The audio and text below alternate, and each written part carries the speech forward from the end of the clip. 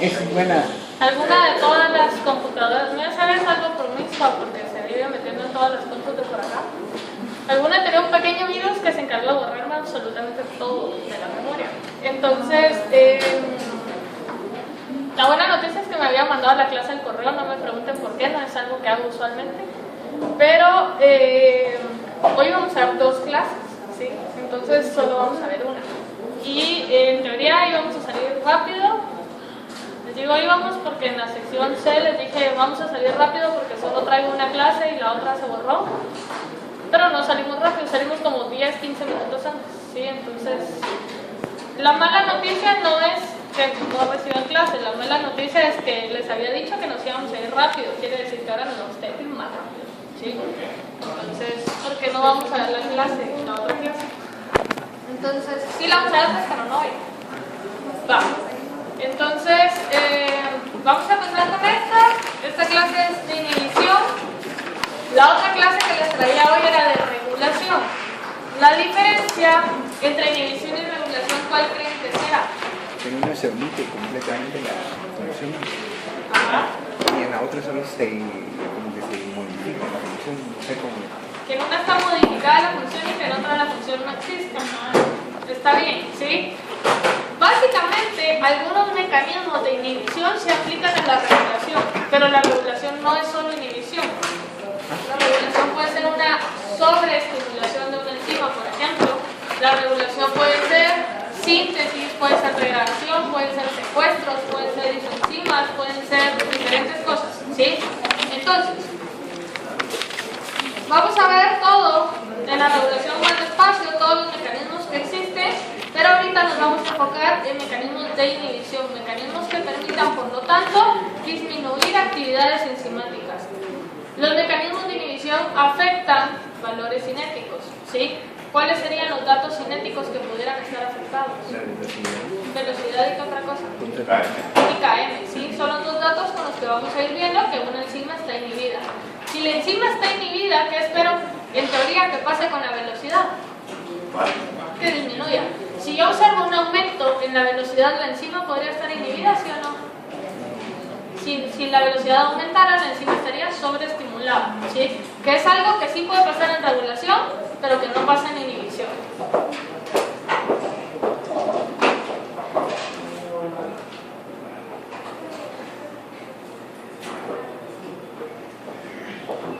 Bueno, entonces, la inhibición puede ser reversible o puede ser irreversible, ¿sí? Creo que aquí es algo lógico en qué casos es reversible y cuando es irreversible. Vamos a ir viendo diferencias. Lo reversible es cuando la enzima sigue funcionando cuando el inhibidor deja de estar presente, ¿sí? Si está presente el inhibidor está inhibida, si el inhibidor deja de estar presente la enzima vuelve a funcionar, ¿sí?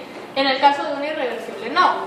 Si el inhibidor se pega a la enzima va a estar pegado siempre. El siguiente paso sería degradar a la enzima, ¿sí? Entonces vamos a ver las diferencias acá. Por lo tanto, vamos a decir que un inhibidor es un compuesto que se enlaza con una enzima e interfiere con su actividad. ¿Qué va a hacer con la actividad? Disminuirla, ¿sí? Va a evitar que se forme el complejo enzima-sustrato o se va a unir al complejo enzima-sustrato y va a evitar que se forme el producto. La diferencia es en qué etapa de la reacción se esté uniendo. ¿Se recuerdan con las enzimas que tenían diferentes estados de transición? El estado de unión, el estado ya de la formación del complejo y el estado de la liberación del producto. En cualquiera de esas etapas puede unirse el inhibidor. Dependiendo de en qué etapa se une, de las características que tenga, los vamos a clasificar, ¿sí? Los inhibidores se unen a enzimas con las mismas fuerzas no covalentes con las que enlazan sustratos y productos. Quiere decir que son enlaces débiles, puentes de hidrógeno, interacciones iónicas, etcétera, que permiten entonces que la unión sea, como el nombre lo dice, reversible, porque son uniones pequeñas. El equilibrio se caracteriza por una constante de inhibición, que básicamente nos está diciendo lo mismo que la constante de asociación y que la constante de disociación. O sea, nos está diciendo la fuerza con la que un inhibidor se esté uniendo, ¿sí? Entonces acá, si se fijan, se calcula exactamente igual que la constante de disociación, productos partidos sustratos. En este caso está al revés porque estamos viendo la reacción de acá y para acá, ¿sí? Según sus efectos sobre el comportamiento cinético, entonces vamos a clasificar a la enzima como competitiva, acompetitiva y no competitiva. Entonces vamos a ver las diferencias entre cada uno de estos. Están clasificados porque tienen formas, los inhibidores, de interactuar con el enzima distintas y que generan productos diferentes, que se unen en situaciones distintas y que afectan datos cinéticos de forma diferente, ¿sí? Vamos a ver cada una de estas. Vamos a empezar entonces con la competitiva. La competitiva, como el nombre lo dice, es una competencia. Una competencia entre el sustrato y el inhibidor. Ganadores puede haber solo uno, ¿sí? Quiere decir que si el sustrato es el primero en llegar a la enzima, el sustrato se queda con la enzima. Si el inhibidor es el primero en llegar a la enzima, el inhibidor se queda con la enzima, ¿sí? Entonces, ¿qué va a pasar acá? El inhibidor solo se puede unir a la enzima libre. O sea, si yo ya formé un complejo enzima-sustrato, ese sustrato va a ser convertido a producto, ¿sí? ¿Por qué? Porque en este caso el sustrato ganó la competencia. Si se une el inhibidor a la enzima libre, se forman complejos enzima-inhibidor, ¿sí? Entonces, generalmente son análogos al sustrato. ¿Qué es un análogo? Algo parecido a. Quiere decir que se va a unir al mismo sitio al que se une el sustrato, ¿sí? Entonces, si se fijan, ahí les puse, se une al mismo sitio, pero mismo tiene un asterisco porque hay dos formas de competencia. Si yo les digo, bueno, una competencia es de acá, un hombre y una mujer, por ejemplo, de acá a la puerta, el primero en llegar a la puerta es quien se queda con la puerta y es quien gana, ¿sí? Entonces, acá nosotros vamos a ver que hay dos tipos, el tipo clásico y el tipo no clásico. El tipo clásico sí es cuando se unen al mismo sitio activo. Entonces, quiero que vean acá, hay un solo sitio activo, ¿sí? Si se une el sustrato, este sustrato es convertido a producto, la enzima no está inhibida. Si se une un inhibidor, se forma un complejo enzima-inhibidor y esto ya no puede generar productos, la enzima queda inhibida, ¿sí? Si se fijan, la parte de reconocimiento es exactamente la misma. Sin embargo, la molécula es diferente en el resto de la estructura. Por eso solo puede unirse al sitio activo, pero no puede ser transformada a producto. ¿Sí se entiende esa parte acá? Veamos un no clásico ahora. El no clásico tiene un sitio activo, ¿y cómo se llaman los sitios activos diferentes al sitio activo? Alostéricos. Entonces este es un sitio alostérico. Si yo uno el sustrato, vean qué pasa. Hay un cambio de conformación en el sitio activo, en el sitio alostérico, perdón. El sitio alostérico es el que va a permitir la unión del inhibidor. Si hay un cambio de conformación, el inhibidor queda un cuadrado, ya no cabe en este trapecio, ¿sí? Quiere decir entonces que el inhibidor ya no se puede pegar. Formé un complejo enzima sustrato y ahora este sustrato va a ser convertido a producto, ¿sí? ¿Qué pasaría si en lugar de unirse el sustrato, la competencia la gana el inhibidor? Si se une el inhibidor, vean qué está pasando con el sitio activo. De ser abierto, está pasando a estar un poco más cerrado. Quiere decir que el sustrato ya no puede entrar. La competencia la ganó el inhibidor y la enzima ahora está inhibida, ¿sí? ¿Qué pasa con los datos cinéticos? ¿Cómo cambiaría velocidad máxima y cómo cambiaría KM? ¿Alguien leyó? ¿En cuál? Hay un producto. ¿En cuál? ¿En cuál qué? En cualquiera de los dos. ¿Cuál es la diferencia entre el clásico y el no clásico? Solo el sitio de unión. El efecto es el mismo. O tengo complejos enzima sustrato o tengo complejos enzima inhibidor, ¿sí? ¿Cómo va a cambiar el dato cinético acá? La velocidad máxima se va a mantener, porque esa producción constante la va a seguir manteniendo esa concentración de enzimas constantes, porque vamos a ver que las competencias se pueden revertir. Es el único tipo de inhibición que puede cambiarse agregándole más sustrato. Si yo vengo y agrego más sustrato a la solución, ese sustrato tiene la capacidad de desplazar al inhibidor del sitio activo y por lo tanto la competencia la va a ganar sustratos. En esta clase creo que están casi parejos, pero hay más mujeres que hombres, ¿sí o no? Sí, están casi igual, en la mayoría hay más mujeres. Supongamos que hay más mujeres, ¿sí? Y que yo los pongo a competir, hombres versus mujeres. Como hay más mujeres, ¿quiénes tienen más probabilidad de ganar? Las mujeres, las mujeres ganan. Entonces, suponiendo que yo hago una competencia justa y les digo, bueno, 2 hombres versus 2 mujeres, las probabilidades son las mismas, ¿sí? si yo aumento concentración de mujeres, por ejemplo 20 mujeres y 2 hombres, las mujeres tienen más probabilidades de ganar ahora la competencia, ¿sí? Quiere decir entonces que yo puedo modificar la concentración a la cual las enzimas se van a saturar. ¿Por qué? Porque ahora las enzimas pueden saturarse, pero yo necesito más concentración de sustrato para seguirla saturando el 50%, porque ese sustrato extra está desplazando al inhibidor de su sitio activo. Lo está desplazando porque acuérdense que es igual, es análogo, puede competir por, ¿sí? Quiere decir que el KM, ¿qué va a pasar? El KM va a aumentar. Si el KM aumenta, nosotros decimos que se convierte en un KM aparente, en un KM modificado. ¿Sí se entiende por qué el KM está aumentando? No. Vamos otra vez. Tengo 2 enzimas, ¿sí? Una que puede tener un inhibidor y una que tiene un sustrato, ¿sí? En esta ganó la competencia del inhibidor y en esta el sustrato. Esa es una condición normal, una condición control. Sería la línea negra acá, ¿sí? En este caso, perdón, el control es el que no está inhibido. Pero entonces, en este caso, yo lo que hago es venir y agregarle más sustrato a la solución.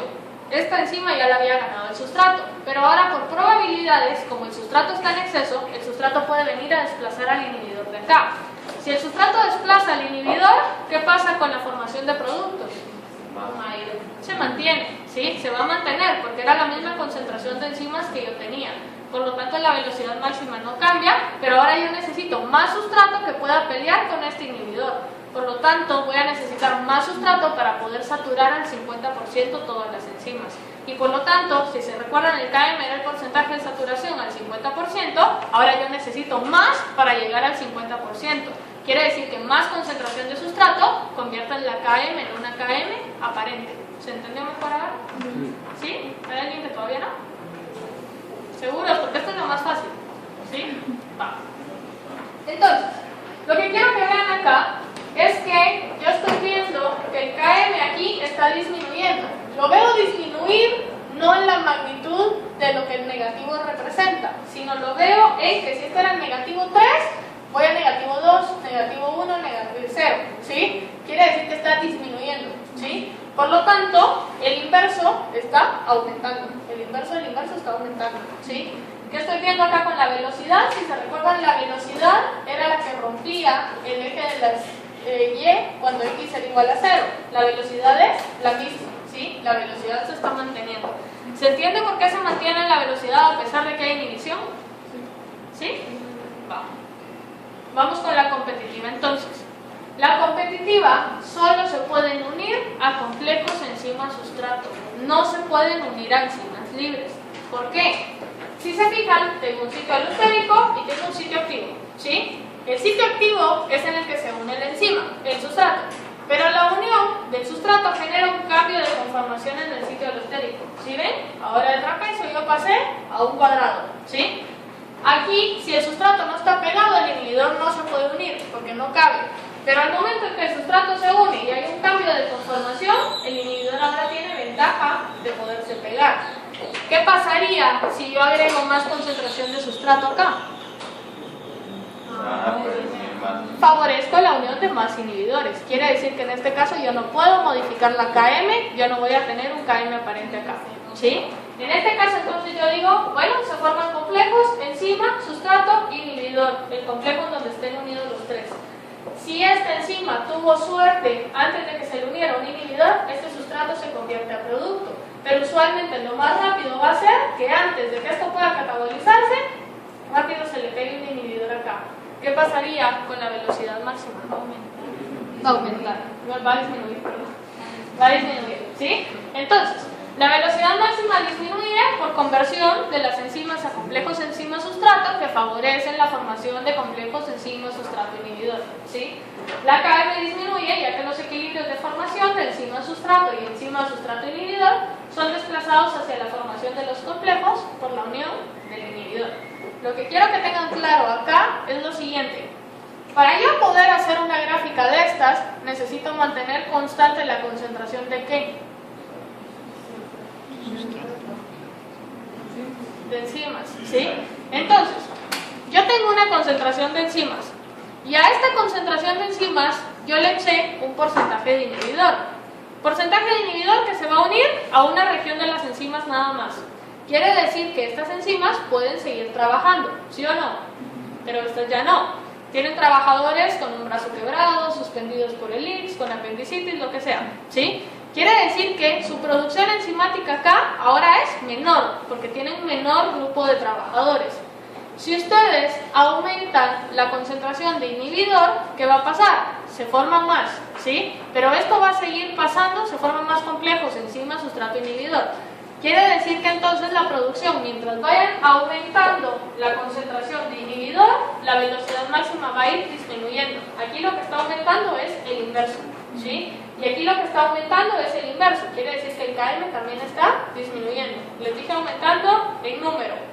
1, 2, 3, 4 y así, ¿sí? Entonces acá, yo lo que estoy viendo es que agregar más sustrato, lo que va a hacer es favorecer, si yo agregara, por ejemplo, más concentración de inhibidor, pero yo ya no tengo mucho sustrato, no hay más inhibidores que puedan pegárseles. Pero si yo uno más sustrato, en este caso yo voy a ver que se favorece más la formación de los complejos.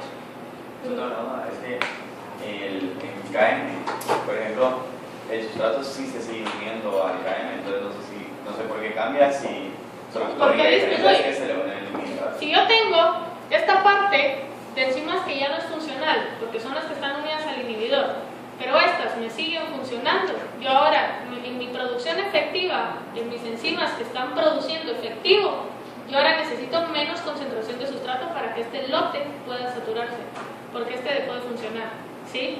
Si agrego más inhibidor, va a dejar de funcionar más, quiere decir que ahora tengo menos enzimas, necesito menos sustratos para poder saturar a esas enzimas que están siendo eficientes, ¿sí?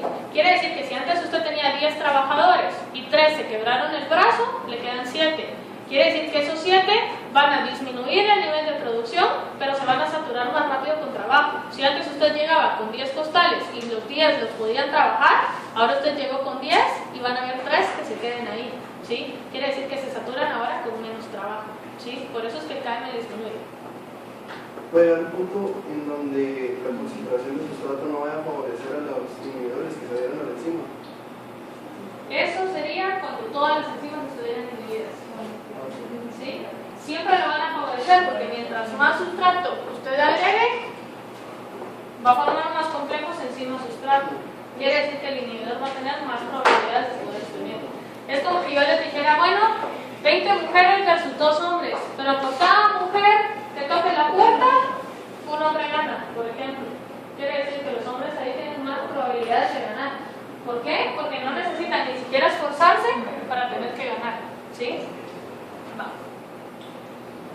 La no competitiva entonces es cuando el inhibidor se une al complejo enzima-sustrato o al enzima libre, o sea, no le importa, haya o no haya sustrato en la solución, se puede pegar. Si yo agrego más cantidad de sustratos, ¿puedo modificar el KM aquí? No, ¿por qué? Porque el inhibidor se puede pegar a donde sea. Entonces acá lo estoy viendo. Tengo la enzima y la unión del sustrato, vean qué hace con el sitio alostérico. ¿Qué le está haciendo? Nada, quiere decir que el inhibidor se puede pegar, esté el sustrato o no esté el sustrato. Quiere decir que se forman complejos enzima inhibidor o enzima sustrato inhibidor.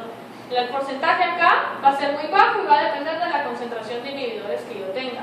Lo interesante acá es ver que cuando el inhibidor se une después de que el sustrato ya estaba pegado y antes de que fuera metabolizado producto, cambia el sitio activo. Quiere decir que el reconocimiento, ese encaje inducido ya no se puede dar a la perfección. Por lo tanto, solo queda unido el sustrato, pero ya no puede ser convertido en producto, ¿sí? Lo interesante es ver que luego de unido el inhibidor, se le puede pegar el sustrato todavía, ¿sí? Y se le puede pegar el sustrato, pero va a ser lo mismo, va a ser el área de reconocimiento, poder agarrar la vara, pero no doblarla, ¿sí? No quebrarla. ¿Sí se entiende esa parte? Si el inhibidor se llegara a desprender, puedo formar un complejo enzima-sustrato que me permita metabolizarlo a producto. El inhibidor se puede desprender porque acuérdense que es una inhibición reversible. O sea, puede ser que a nivel metabólico la concentración del inhibidor empiece a bajar, o que por ejemplo que empiece a degradarse el inhibidor, o que se secuestre el inhibidor. ¿Y qué va a pasar? Las enzimas quedan libres y como es reversible pueden volver a funcionar. ¿Sí se entiende? Entonces, no son análogos del sustrato sustrato porque se unen a un sitio alostérico y pueden alterar o no la conformación de la enzima. La velocidad máxima disminuye, ¿por qué? Porque la formación de complejos inhibidores enzima o enzima, sustrato, inhibidor no van a ser metabolizados a producto. El KM no cambia, ¿por qué? Porque ustedes agreguen enzima o no agreguen, ustedes agreguen inhibidor o agreguen sustrato o agreguen lo que sea, tienen en teoría los dos las mismas probabilidades de poderse unir, ¿sí? Quiere decir que yo no estoy favoreciendo la unión del sustrato acá. Entonces estoy viendo yo aquí que KM permanece constante. ¿Qué está pasando con la velocidad? Está disminuyendo, ¿sí? Esta inhibición no se puede compensar agregando sustrato. ¿Por qué? Porque es indiferente que esté o no unido el sustrato a la enzima. ¿Sí se entiende? Va. Entonces, esta tabla es el resumen de la clase de hoy. Competitiva, acompetitiva, no competitiva. Aquí él se une y cuáles son los efectos en velocidad máxima y KM, ¿sí? La unión irreversible, entonces decíamos que, como el nombre lo dice, la enzima luego de ser inhibida deja de ser funcional, ¿sí? Entonces forma un enlace covalente con la enzima. Si se recuerdan nosotros, competitivos, no competitivos, si eran competitivos eran uniones no covalentes. Acá quiero hacer una aclaración. No todas las uniones covalentes son irreversibles. Hay uniones covalentes que son reversibles, por ejemplo, fosforilaciones o hidroxilaciones. Pero hay otras, por lo general, las acilaciones y las alquilaciones que se colocan en el sitio activo, por lo general, son irreversibles. ¿Sí? ¿Sí se entiende esa aclaración? Igual lo vamos a ver cuando veamos regulación, ¿sí? Lo que quiero que vean ahorita es que la enzima está cambiando y que la enzima está cambiando para siempre. Si yo altero la enzima y después necesito volverla a utilizar, ¿qué tengo que hacer?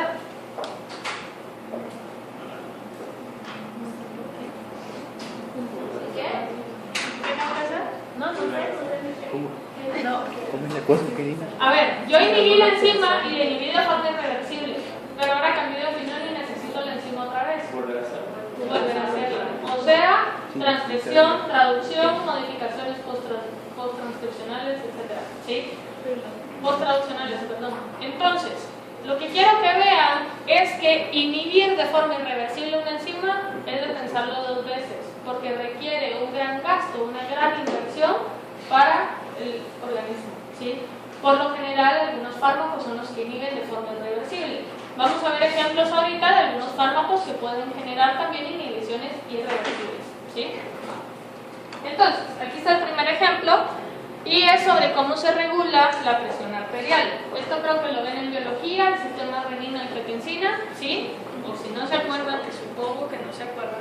Entonces tenemos acá condiciones normales. Ahorita ignoren todas las flechas. Una condición normal para poder aumentar la presión sanguínea es que se secrete renina, que la renina pueda convertir el angiotensinógeno en angiotensina 1, que la enzima convertidora de angiotensina la convierta de 1 a 2 y que la angiotensina pueda elevar niveles de aldosterona. Si yo quiero inhibir el proceso, puedo inhibirlo aquí, aquí o aquí, ¿sí? Al final, ¿quién manda? Nivel de aldosterona. Si yo disminuyo el nivel de aldosterona, la presión va a bajar, ¿sí? Si yo aumento el nivel de aldosterona, la presión va a subir. La diferencia es de dónde esté viniendo la testosterona o cómo la está aumentando o cómo la está disminuyendo. ¿Sí se acuerdan de eso? Cuando yo agarro el captopril, es un fármaco que es utilizado para pacientes que son hipertensos. Si yo tengo a un paciente hipertenso, ¿qué tengo que hacer con la presión arterial? Bajarla. Y lo importante es resaltar que bajarla no es disminuirla al nivel de bajo en lo normal, es llevarla al nivel normal, ¿sí? Entonces, en este caso, yo le administro captopril al paciente y genera una inhibición competitiva de la enzima convertidora de la angiotensina. Entonces, ¿qué es lo que está haciendo esta enzima? Va a agarrar al captopril y por lo tanto los niveles de angiotensina 2 bajan. Si los niveles de angiotensina 2 bajan, los niveles de testosterona bajan, y si los niveles de testosterona bajan, la presión arterial baja a valores normales. Si es una inhibición competitiva y el paciente hipertenso no se tomó el medicamento, ¿qué espero que pase con la presión? Sube. Que vuelva a aumentar. Si es una competencia, debe estar generando competencia todo el tiempo. El inhibidor aquí sería el captopril. Les pregunto, ¿el captopril análogo de quién es? De la ¿De quién? ¿Angiotensina quién? ¿De quién? De la angiotensina 1. Ok. Producto, sustrato, enzima, producto. ¿Sí? Si yo tengo la enzima y es un inhibidor competitivo de esta enzima, quiere decir que la enzima, en lugar de agarrar la angiotensina 1 y convertirla en angiotensina 2, está agarrando el captopril. Y va a agarrar el captopril y en lugar de sintetizar angiotensina 2 no se sintetiza nada. Por eso, el momento en que deja de estar presente el captopril, la enzima convertidora de la angiotensina vuelve a agarrar a esto, aumenta la aldosterona y aumenta la presión sanguínea. ¿Sí se entiende? ¿Sí? Otro ejemplo es la intoxicación por metanol. Para poder entender el tratamiento, necesito que entendamos qué es lo que genera daño cuando hay intoxicación por metanol. Cuando un paciente ingiere metanol, el metanol es convertido a formaldehído. Y esta formaldehído es convertido a formato. El formato es lo tóxico. El formato puede causar acidosis metabólica y por lo tanto inhibición de la respiración y que su paciente se muera por un paro respiratorio. ¿Sí? O que los niveles de pH desciendan lo suficiente como para morirse de una acidosis metabólica, que al final viene siendo lo mismo. ¿Sí? El tratamiento acá les dice bicarbonato, hemodiálisis y goteo con metanol. O sea, su paciente que llegó intoxicado con metanol, ustedes lo empiezan a emborrachar. ¿Sí? Le empiezan a administrar etanol. ¿Por qué? Porque el etanol va a generar una competencia con la alcohol deshidrogenasa. En lugar de que la alcohol deshidrogenasa agarre el metanol, va a agarrar al etanol. El etanol entonces va a ser convertido a acetaldehído y ya no a formaldehído, y este acetaldehído va a ser convertido a acetato en lugar de ser convertido a formato. A diferencia del formato, el acetato puede ser convertido, por ejemplo, a acetilcoenzima A, por lo tanto a síntesis de grasas, y por eso es que tomar llega a engordar hasta cierto punto. Eso lo vamos a hablar más adelante, ¿sí? Lo que me interesa que vean acá ahorita es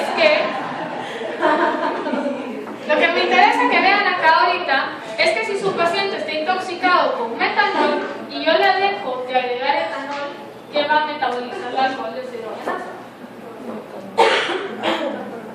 El metanol en lugar del etanol. Quiere decir que para que su paciente deje de metabolizar el metanol, yo tengo que seguirle administrando etanol todo el tiempo, ¿sí?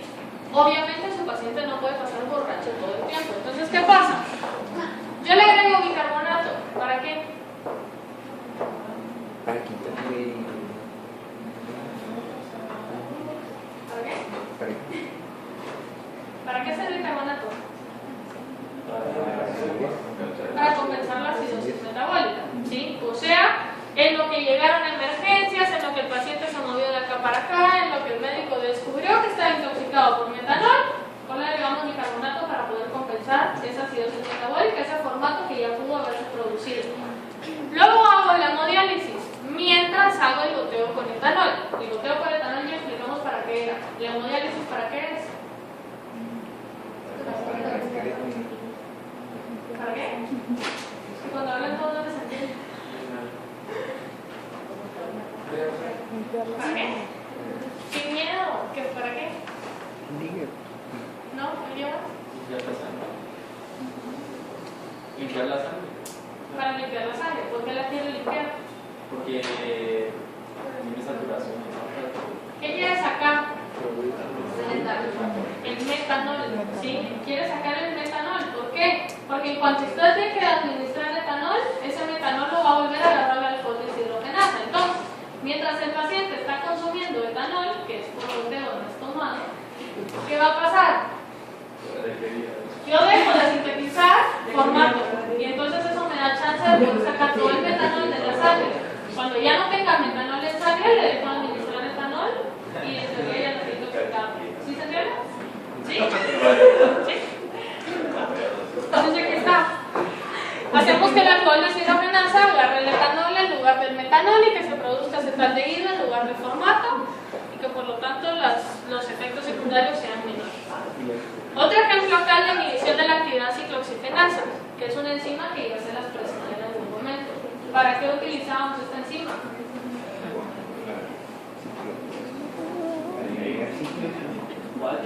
¿Para qué? La ciclooxigenasa, ¿para qué la usábamos? Para